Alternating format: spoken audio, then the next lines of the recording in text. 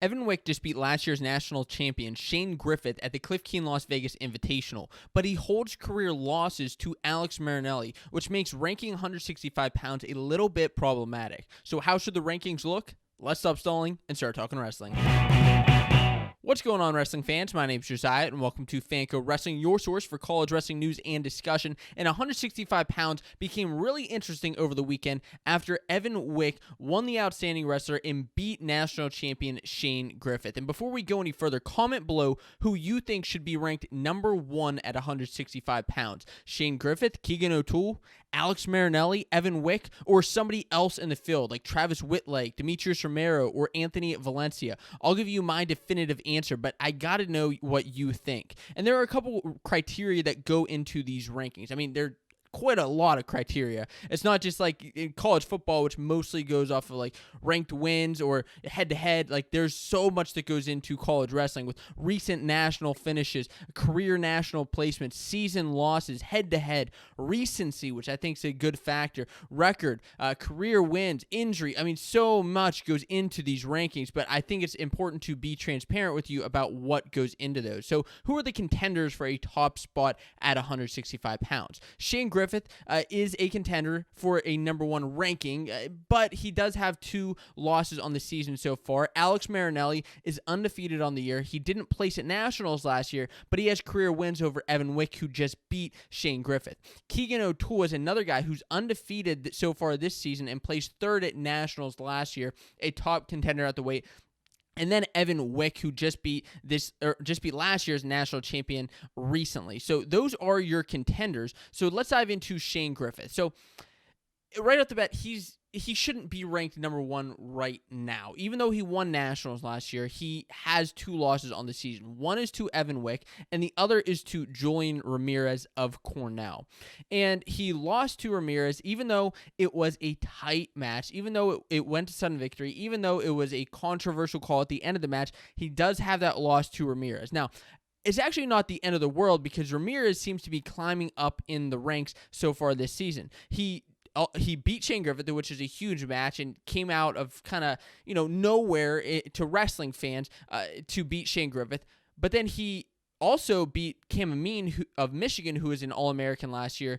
And then he also had a couple losses to Carson Karchula, who is another guy from Ohio State who's climbing the ranks, who Shane Griffith beat. So he's actually not having a terrible season or anything like that. It's just he took a couple of losses to guys who, Evan Wick is a top contender. Julian Ramirez, for all we know, by the end of the season, could be a contender for the weight, and he showed it at the beginning of the year. As far as Keegan O'Toole, he's a guy who really has a spot. And look at his season so far. He's undefeated so far this season, 5-0. No big ranked wins yet, but a lot of that is coming up in the upcoming months. So last year, I want to take you back to the national championships, he placed third when he beat Travis Whitlake for third and fourth. Whitlake is another top 10 guy contending for a title. And then also he teched Anthony Valencia. He beat Cam Amin.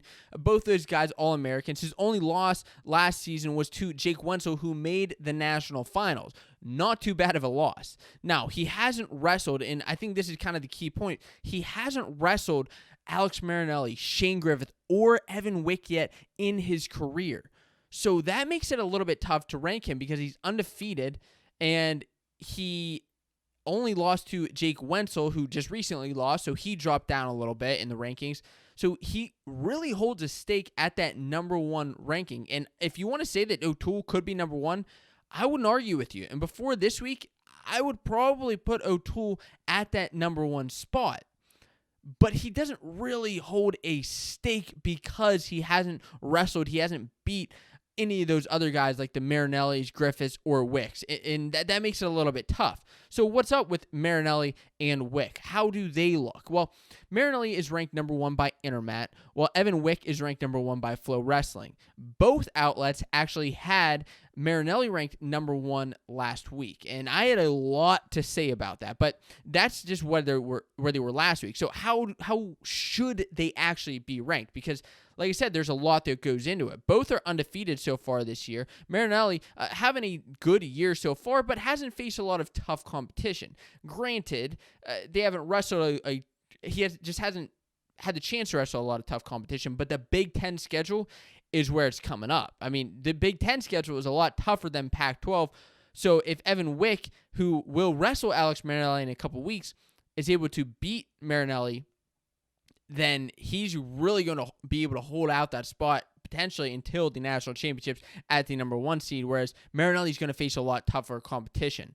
So Marinelli's last loss actually came to Shane Griffith last year at Nationals. Now, yes, he had that injury default to a mean. I don't really count that necessarily as a real loss.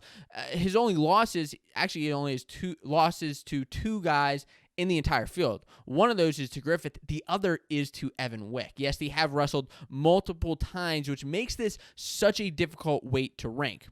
So Evan Wick majored Alex Marinelli back at the 2018 National Championship. So yes, it was a few years ago. Since then, though, Marinelli has beat Wick every single time by a tight margin. I mean, within a couple of points margin, like a takedown margin is how close a couple of these victories were for Marinelli. But who should have that number 1 spot? I mean, let's take a look at Evan Wick, because Evan Wick just beat last year's national champ, Shane Griffith. He's a transfer, actually. Wick, kind of the crazy thing, he's transferring from Wisconsin. Now he's at Cal Poly finishing his career. He's a multiple-time All-American, and the only other guy who's a multiple All-American in the field, national place winner, is Alex Marinelli. So only those 2 guys. But Wick has placed higher than Marinelli every single year. Wick has placed 3rd, and he's placed 4th in the 2 times that he's made the stand. And 2 of the guys who have placed higher than him, that's Jake Wenzel and Shane Griffith, the only 2 guys in the field who have placed higher than him, Wick actually holds wins over. So this is huge and instrumental in explaining why I think Evan Wick should be that top spot.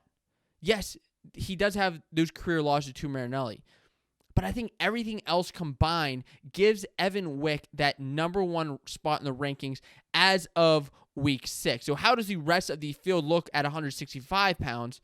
Well, the rest of the field looks like this, with Evan Wick at number 1, Keegan O'Toole at number 2. Yes, I do have O'Toole at number 2. I think he holds that spot over Marinelli for a couple of reasons, but one, Marinelli is still at number 4. He hasn't beat Griffith yet.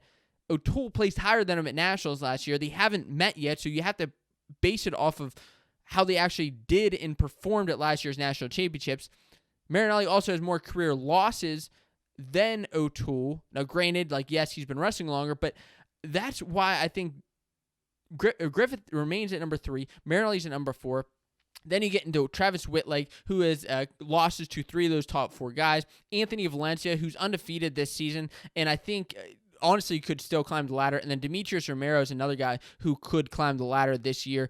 And I want to know what you think of these rankings at 165 pounds. Who do you put at number 1? If you're interested in some other top seniors, such as Evan Wick, still due to win a national title, then you're really going to appreciate watching this video right here.